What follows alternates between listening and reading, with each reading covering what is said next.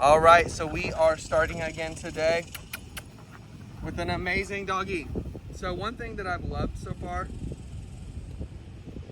about working with Juniper is that he's still taking treats, even under pressure, even under stress.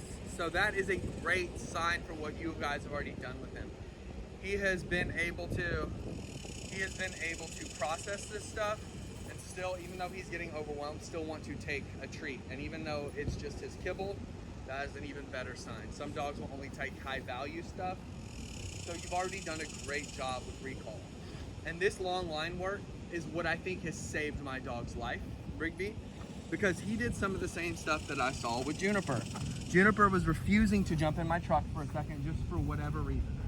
I don't know why. I know he trusts me to a certain extent, but whatever reason, doesn't matter. He didn't want to. So I just kind of picked him up and put him in there calmly, and he was fine. And here we are. It's like a 5-minute drive. So, you know, the thing is I want him to not be doing that kind of stuff, because that can cause a fight or flight response that can be dangerous and very unproductive to train. So, you know, that's why I have that gate there. Dogs sometimes will get panicked and try to run. Luckily, that gate's there to stop them. Juniper was one of those dogs. Thankfully, that gate was there. Otherwise, I've been having to run, which is also fine, but terrifying.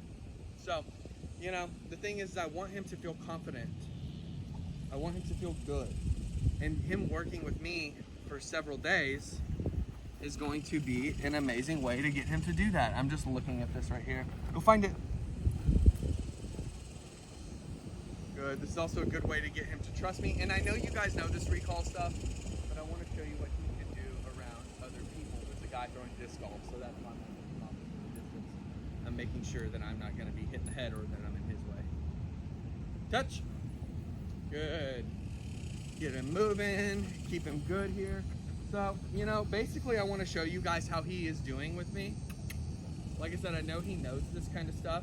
He's already doing well on a drop it or a leave it. Hannah, I have your notes framed. Well, not framed. I have him next to my desk in my work area. So I'm referring to those each and every day. I have some water for him over there too, so I didn't forget that. So I'll give him some water after we finish our lesson. But I know this is small stuff for him, but touch. Oh, he says, I'm tired, James, I'm tired. Good, so let's just move over here. I want you guys to see him a little better while we kind of do this stuff. But yeah, we're gonna be out here for an hour or so. So let's just kind of hang out for these next few minutes.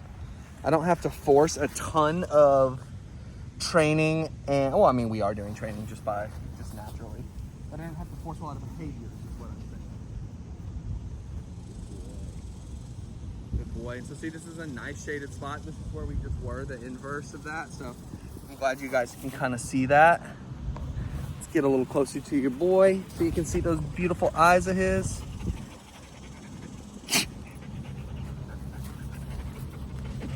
Don't touch the camera, it'll fall over. Good boy. So yeah, I think this is gonna really help. So what we're gonna be working on now, because I had to get these building blocks in place, my luring, you know, my training bubbles with him. I needed him to trust those bubbles. I needed him to trust that, not only for him to be successful in the service that you guys have paid for, but for him to be successful to learn to trust others and to learn to kind of break away out of some of his stubbornness sometimes. Now, I love him. I love dogs for all their quirks that they may have. Anything and everything I feel like I can work with. And I know you guys are very cool people who want to continue to learn about your dog. So I really don't think you're going to have any issues with this stuff, you know? I want him to overcome some of these things. Not only just because I'm like, oh, he can be a better dog. Yeah, sure, that's fine, that's good. But we're all works in progress. All three of us as people are all works in progress every day, and so is our dog. And so I want to treat it like that. I want to treat him like he is a work in progress, that he is somebody that we can put our confidence in, and that is okay, you know? And that's what I really love so much about dogs like him. I love seeing those little baby steps turn into giant things. So now I'm downhill, I'm looking at him. I trust him enough to give him space. Now he's on that long line. Come on.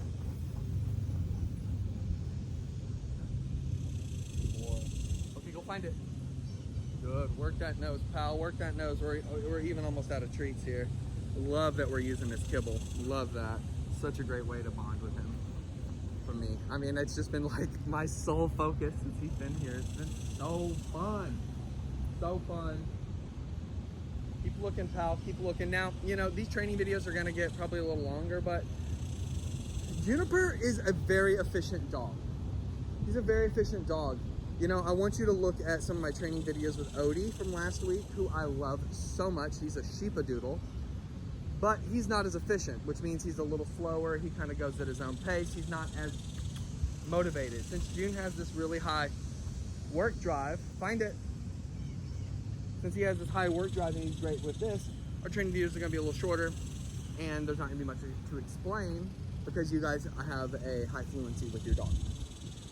Now, for him, I want to continue just to keep building him up.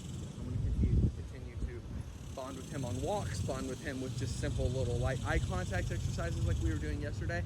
And then lastly, bonding in public spaces and places. The biggest things that I will recommend you work on, aside from what you've worked with me on, is he does third-party play, which means two dogs are playing, two dogs are tugging, and he barks. He wants to get in on the situation if it's too stimulating. However, my house is very stimulated right now, so I don't hold it too much against him. I'm just gonna monitor it, okay? June. See, I just step on it. Offer him the 2 fingers. He does very well. And so, you know, so I don't blame him too much for any of that stuff, but it's just something to be, you know, I guess I'm concerned with. Just watch it. Just monitor the situation as I will. Have my hand in too, but it's okay. I'm in first place. It's kind of like, I'm used to it at this point. So that, and what else was there? There was one other thing. You know, maybe door manners. I'm just going to continue to observe him, watch him, learn more about him, and report back. We're going to start his leave it and drop in tray tomorrow and then go on into some settling behaviors. But I just wanted to show you the long line work I'm doing with him. And I'll continue to bring him here throughout the week to get his exercise. But I'm going to go put my AirPods in, just kind of get some free time, give him a water break. I know he needs it. And just go from there. But touch. Yes, sir. Oh, burpee boy. Oh, burpee boy, burpee boy. All right, I love him to pieces, guys. I know it's not much. I want to give you so much more that you already know. But what I really want you to take away from this is that he can thrive in situations where he is unfamiliar. I'm so proud of him. It just takes the right handler, not to toot my own horn, but it just takes a little bit of patience, a little bit of love, and a little bit of just, you know, kind of coaxing him up to the diving board a little bit. So thank you guys so much. Hope your vacation is wonderful, and I will get this out from between my legs and talk to y'all later. Bye-bye.